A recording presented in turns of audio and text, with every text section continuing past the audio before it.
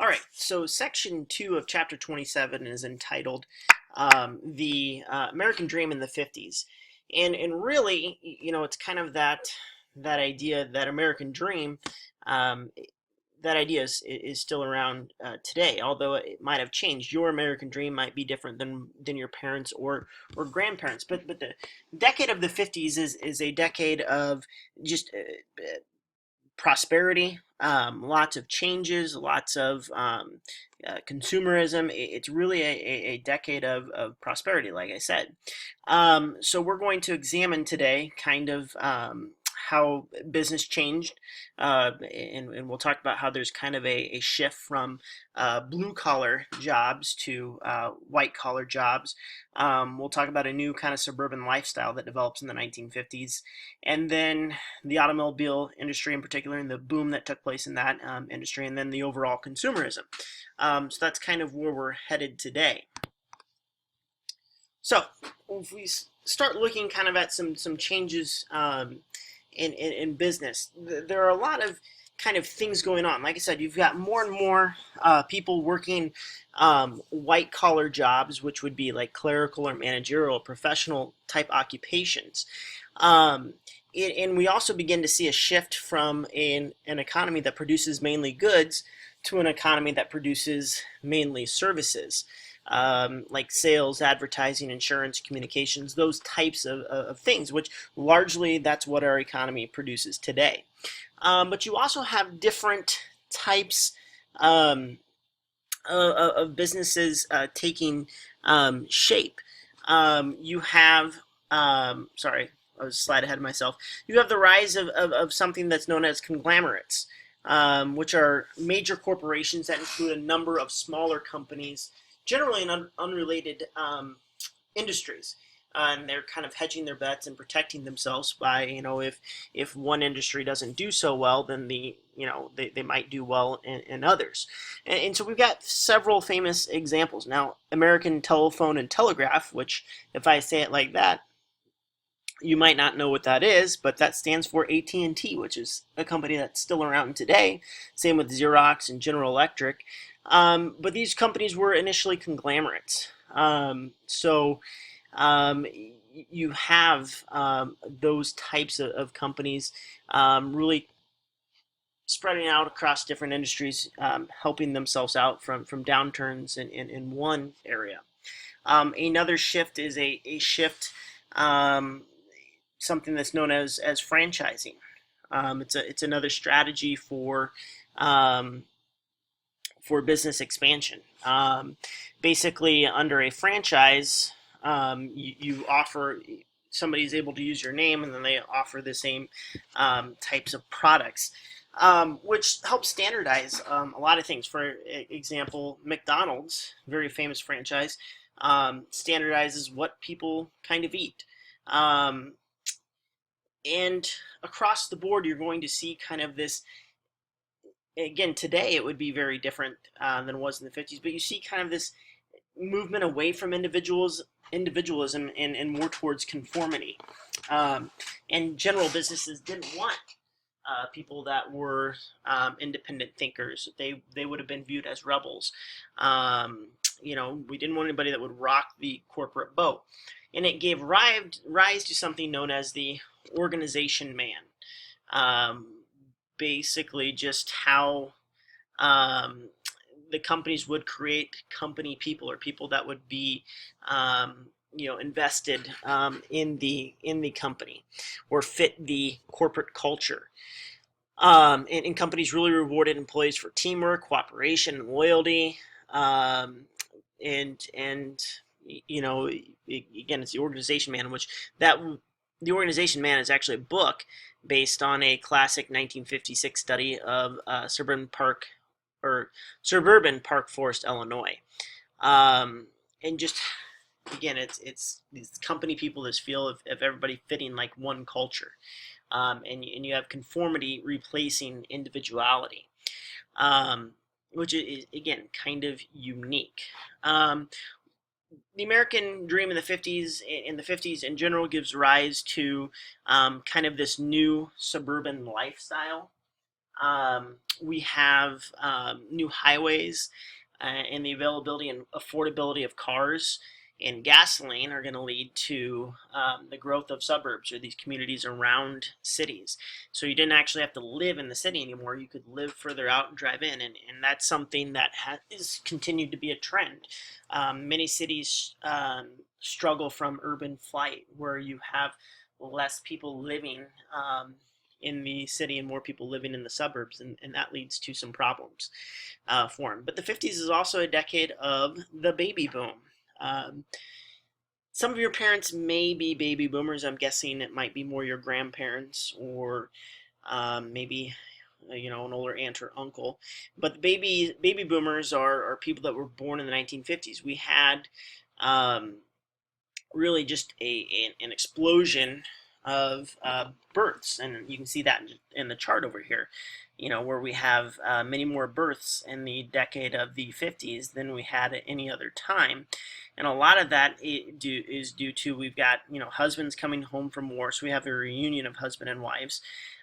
We also have people getting married earlier, and that's an opposite trend of today.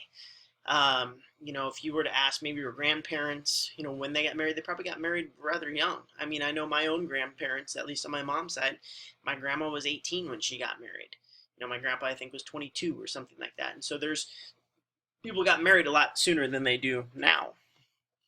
There's also a desirability of having large families. Couple that with a continued confidence in economic prosperity, advances in medicine, which means more, your infant mortality rates going down. You just have an explosion in births. Again, with some advances in medicine, we've got drugs that prevented typhoid fever and polio. I mean, FDR was stricken with polio, and he suffered from that throughout most of his life. Now we have a vaccine for it. But we also have advances in parenting. So this is just kind of interesting. There was a book, it was known as Common Sense Book of Baby and Child Care, which advised parents not to spank or scold their children. It encouraged families to hold meetings with their children where they could express themselves. Sounds kind of similar to some things today, or some trends today. Here's a little bit different, though. The author of this study also thought it was important for mothers to be home. And he thought it was so important for that mothers be home that he actually proposed that the United States government pay mothers to stay home, which is kind of a novel idea. I don't know if you've seen it, but there are those studies out there that said, if you actually paid, a mom for all the work that she does, it would be like a 6-figure a year job. So that's kind of crazy, but he believed so strongly in it, he thought the government should pay for that.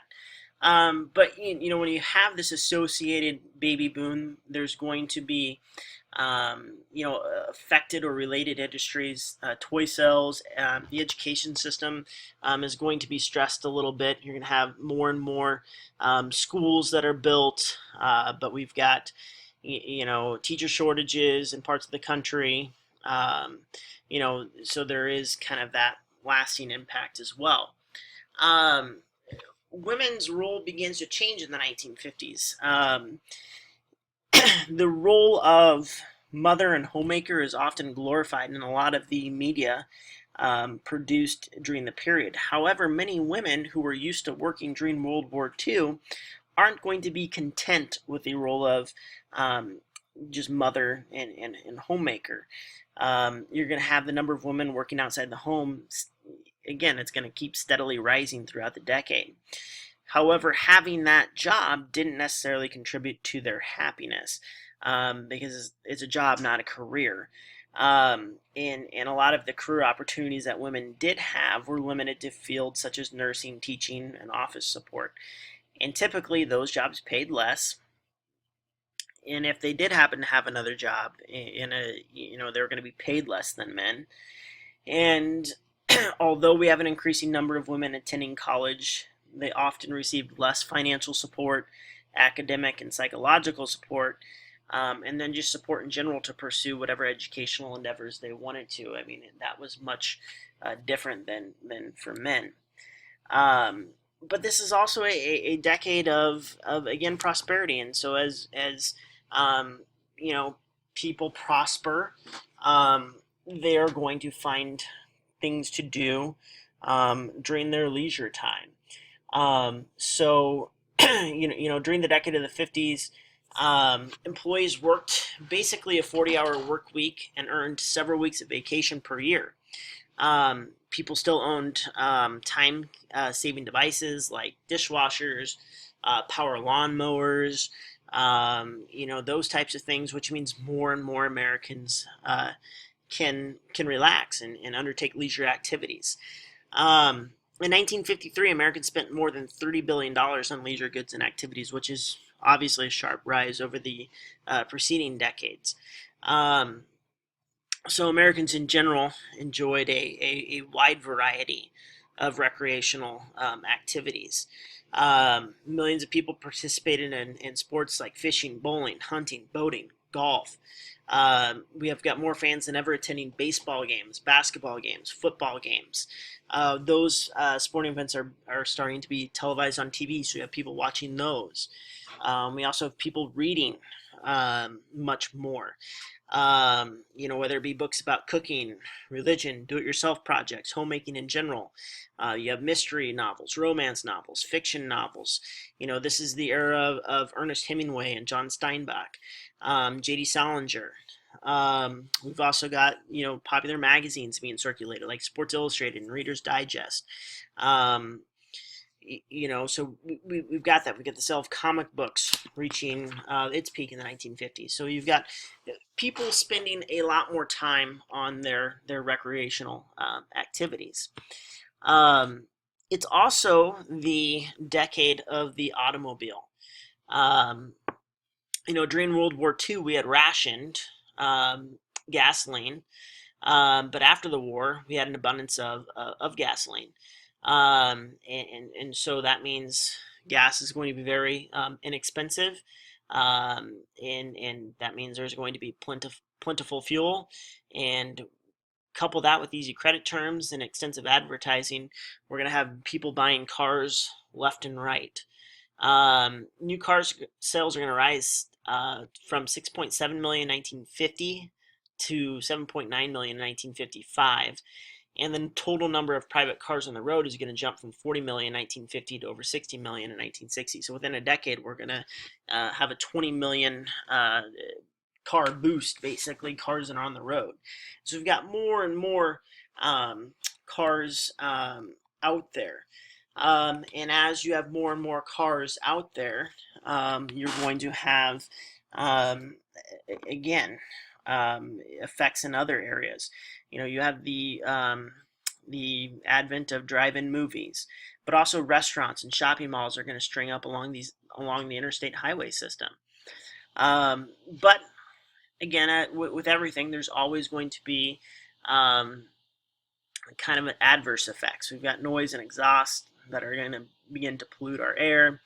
But again, also that problem I mentioned before, this urban flight that takes place where you've got people moving away from city centers, which creates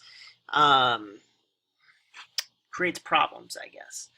But again, the 1950s is this period of consumerism. By the mid-50s, nearly 60% of Americans were members of the middle class, or what we would consider the middle class.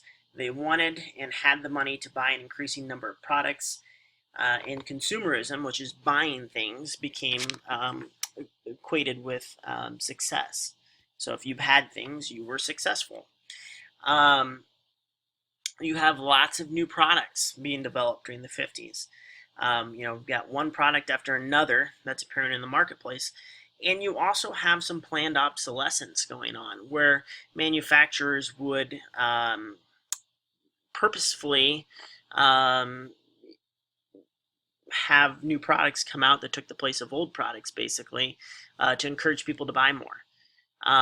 So you'd purposely design a product to be obsolete in a couple of years, and then you'd release the next product. Again, it's going to get people to buy more. But you've also got the buy now, pay later, which is basically credit. We've got the Diners Club, which becomes the nation's first credit card. And from this, you're going to have private debt growing. You know, you're gonna, and it's a tremendous amount of growth. It goes from 73 billion to 179 billion in the decade. I mean, that's just a crazy amount of debt that people add on. The 1950s is also the age, kind of the golden age of advertising. I don't know if any of you have ever watched Mad Men, the show that was on A&E, but it's about ad execs in the 50s, and it's kind of a cool little show about it. But it is the advertising age. There are ads everywhere, which encourage people to spend even more on things typically they didn't really need. And again, they're turning to people's psychology. Um, you know, a lot of the ads in the 50s appeared in some way or appealed in some way, shape, or form to people's desires for status and belonging in those types of things. And then with the advent of television, television is going to become a significant tool um, in getting people to spend money. I mean, it is the golden age of advertising. So you should be able to answer the questions on the worksheet once you go through and read the section. And again, go and review your notes and review this video.